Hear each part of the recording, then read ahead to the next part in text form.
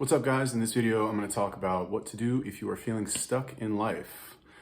This is something I am a pro at, not being stuck in life, although I guess I could be a pro at that too.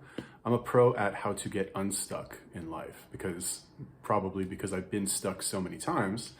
And I think that every single time I've managed to get out of it. Now, is it this terrible cycle where I'm getting stuck in life and then I do something and then I get unstuck and then I get stuck again? It's like, is it the same problem repeating itself over and over? Or is this just a symptom of the human condition where everybody's going to get stuck and it's not necessarily how you never get stuck, right? It's not preventing yourself from getting stuck. It's what you'll actually do when you get unstuck. Now, really quick announcement before we get into it. I have a free guide available on how to lose 10 pounds in 3 days through fasting. So if you're interested in that, go to www, you have to do the www part, .lose10in3days.com. There's a link in the description. It's a free guide. Cool? So, sales pitch over. This reminds me of when I first started sales, right? First started working in kiosks. I had a manager who was fucking terrible, evil person. But one thing that she told me that I remember and will never forget is that she was an amazing salesperson, right? She was just like a killer. This girl was 18 years old and bright red hair, smoking hot, and would just crush it at the mall every day. She was not a good manager, in my opinion, and was a huge bitch and had a terrible attitude. She was a great salesperson, and I did learn some stuff from her, but didn't really help me sell. Anyway, what she told me one day is that, sales is all about getting in the zone and building on your momentum, right? So anybody who's worked in sales, you kind of know this to be the case. Obviously, there's all different types of sales, but basically what happens is you go to work and you start the day, and if you get a small win, your confidence goes up, and that additional confidence, you can kind of use that as fuel to propel yourself forward for the next presentation or the next demo. And it just helps you do better, right? So every little win will help you do better and better. And I think that life is a lot like that as well, right? You have small wins that build up, and then eventually you get to the point where you just feel like you have kind of the golden touch, where everything that you do, you're just like, doesn't matter what it is, you just go into it with confidence, and you just have all of these reference experiences of good things that you've done in the past. And it doesn't matter what new thing, it's a scary thing that you're going into. You just go into it and you attack it with 100% confidence, and it's much more likely that you will actually succeed if you go do that, right? Because you've got this history of small wins. Now, the opposite is also true, where if you don't have any wins, it's kind of hard to get that initial momentum, right? The boulder is on the top of the hill. It's a really heavy boulder. Once you give it that little nudge, the momentum starts to go, gravity kicks in, and it starts rolling down the hill, and eventually you can't stop it. But to get it to kind of make that first initial move is the hardest part. So if you're feeling stuck in life, what I would recommend that you do is just do something to get that initial nudge, right? Actually, it's two things, right? Number one is you need to do the initial nudge. But a lot of times what will happen is people will do that initial first thing, and then they'll end up regressing because of their environment, which we'll go into in a second. Let's talk about the first nudge first. So for those of you who watch Jordan Peterson's videos, the whole meme about like cleaning your room, you got to clean your room, it's going to change your life, blah, blah, blah, which is kind of a joke. And like I said, it's turned into a meme at this point, but it really works, right? Clean your fucking room. And why? What is his rationale for saying you need to clean your room? Basically, he's like, if you're depressed, you have a shit life, whatever, you feel like you don't have any control, you can't influence your life in any positive way, cleaning your room might be a win for you, because you're so wretched, like he likes to say, you're so wretched that you can't actually do anything. But anybody can clean their room. Anybody can take some garbage that's on the floor and put it in a plastic bag and take out the plastic bag and throw it in the dumpster, right? Anybody can do that. And there's all of these other benefits or studies where people, they say that like having a clean room is less stress on your brain. It's less inputs that your brain has to process, and makes it easier for you to focus on things. It makes you happier and whatever, all this stuff. But the point is that the act of cleaning your room is a small win that you can do first thing in the morning. And you can build on that small win for the rest of the stuff that you have to do throughout the day.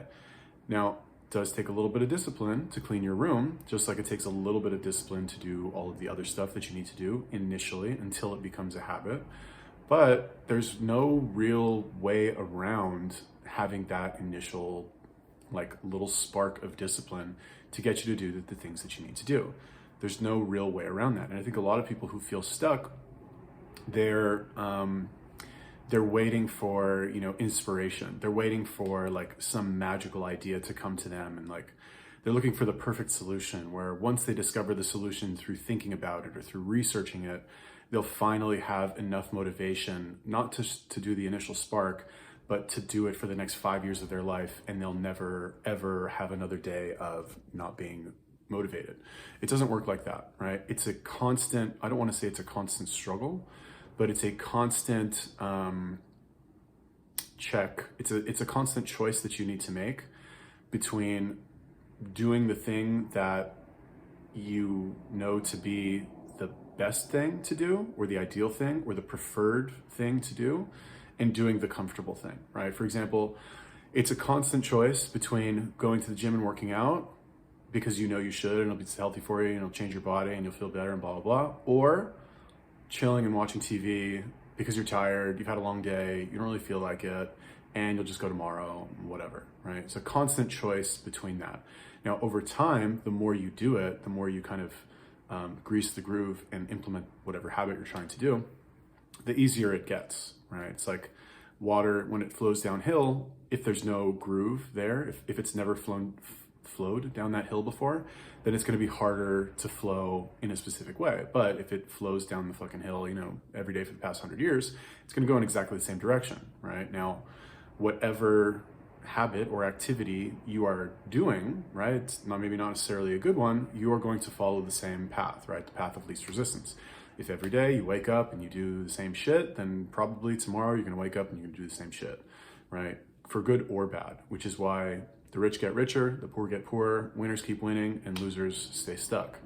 So it's important to be conscious of this and to be aware of this if you are trying to get unstuck and you make a small change in something, right? Tony Robbins calls this, where he talks about interrupting, some unhelpful thought patterns or something like that.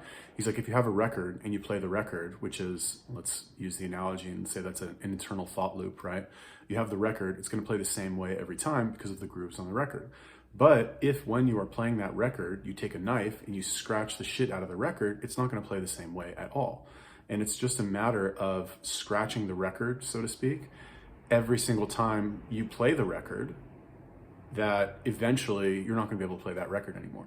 So, long story short, it's as simple as implementing one or two small activities for like a minute. How long does it take for you to clean your room? I'm not saying you need to get the fucking carpet cleaner and steam your carpet and do that, every day for 2 hours. No, it's like every day in the morning. We used to do this in the Army. I should do it myself more. But basically what we would do is we wake up in the morning, we make our bed, we clean all the shit, whatever, put everything in the locker, just like make everything neat and tidy before we went out and we did whatever we had to do for the day. And then at night we would do the same thing. Obviously not make the bed because we're gonna go to sleep, but like you get all your gear in order for the next day, you make everything, look the way it's supposed to look and be in the proper condition so that you can use it quickly the next day or in the middle of the night if that's what you have to do. So that you don't have to, so you can kind of like remove the clutter that's in your mind, I guess, or immediate vicinity. So I'm not saying you have to clean your room, right? It's not what I'm saying. It's probably a good idea for most people if you're feeling stuck to clean your fucking room, right? Like, just clean your fucking room, basically, you know what I'm saying? But it's not just cleaning your room, right? Maybe it's cleaning your room and then you identify some other goal that you need to do. Maybe it's clean your room and then make a list of things you want to do that day, right? That's step 1 and step 2. And then it's clean your room, make a list, and then start executing the top 3 things on that list, right? And you just kind of build on it from there. And eventually you get to the point where you've kind of like, nickel and dimed yourself in a good way into doing the things that will eventually give you the overall global result that you want, whether that's financial, it's relationship, or it's physical, whatever. Okay, now the second thing that I talked about earlier, which is that, you know, you can implement all of these tiny little habits, right? But you have to be careful that you don't eventually regress into your old ways, which can happen if you do not have an environment that makes it easy for you to do these things. There's a book called Atomic Habits written by James Clear. Highly recommend you guys read that book. And he says something where he's like the habit expert, right? Apparently. I mean, he wrote the book, it's a very good book. Like, you know, whatever. He's a habit expert. So what he says is that he's never seen somebody successfully implement a habit in an environment that does not support the implementation of that habit, or the sustaining of that habit. If you're in an environment where doing the habit is really hard, you're not going to do it, really, straight up. Like, let's say you live in a house with your family and they're all really fat and they're all eating a bunch of unhealthy food, and there's a bunch of unhealthy food in the house, and never go to the gym, and you live 50 miles from the gym, right? And your goal is to be really fit and healthy and lose weight and have a six pack and fucking be a famous Instagram model. But you live in a house with all of these people who are going to make it really hard for you, then you're not going to do it. You know what I mean? You can clean your room in the morning, you can make your list, you can do your sit-ups and go on your run and all that stuff. But if your environment does not make it easy to do those things, then it's not going to happen, right? So number one, identify some small things that you can do to get you started. And then there's no real way around it. You have to change your environment. And this is really where people kind of, I feel, they get into trouble, because they have all of these kind of alliances, let's call them, either with their job or with their family or with their friend group, where the unspoken rule is like, we don't do those things and we do these things. And some of those behaviors are creating an environment where it's not easy to implement the new habits that will ultimately improve your life. So, you know, you're going to have to make some tough choices, or get those people on board, which is ideal, or just go first and hope that they come on board before you outgrow them. You know what I mean? So I'm a huge fan of changing your actual physical location, right? Like, for example, now I live in Vegas. Earlier in the year, I was in Colorado. Last year, I was in Minnesota. And the reason I'm not in those places anymore is because I didn't like the way that my life was developing in those areas. And I left because I was like, I don't want my life to look like this. This is not the daily routine that I want to maintain. This is unacceptable. So I left, I went somewhere else, and I'm trying the new set of behaviors in certain areas. I'm probably gonna leave Vegas very soon because I don't like what it's like here. It's totally shut down. I'm not living the type of life that I would wanna live now. But anyway, not about me, let's talk about you. So identify the type of life that you want. Do you want to live near a beach? Do you want to work online? Do you want to have a certain body type? Do you want to have like a certain social life? Identify all of those things. Figure out where you need to go physically to make all of those results as automatic as possible. And then fucking figure out a way to get your ass there. And then when you get there, all these tiny little things like cleaning your room and all, you know, whatever, making a list. Yeah, they're still helpful for sure. But it's gonna be a lot less necessary. You know what I mean? The fucking famous musician doesn't need to like figure out and make a list like, how am I gonna sell this many records? He just goes into an environment where everybody's a musician, where you network with music producers automatically, where the environment is just conducive to that he doesn't need to do all that extra planning, right? A lot of people have a lot of success. They never fucking plan a thing in their lives just because they're in a certain area where they are, the type of success that they want is created for them just because of their physical location in that area. Cool. So that is my advice on how to get unstuck. Once again, if you guys are interested in losing weight, want to lose 10 pounds in 3 days, go to www.lose10in3days.com. There should be a link in the description. If you enjoyed this video, please like, comment, or subscribe. Any and all comments are appreciated because they do help the algorithm. So yeah, that's it. If you guys have any questions, let me know.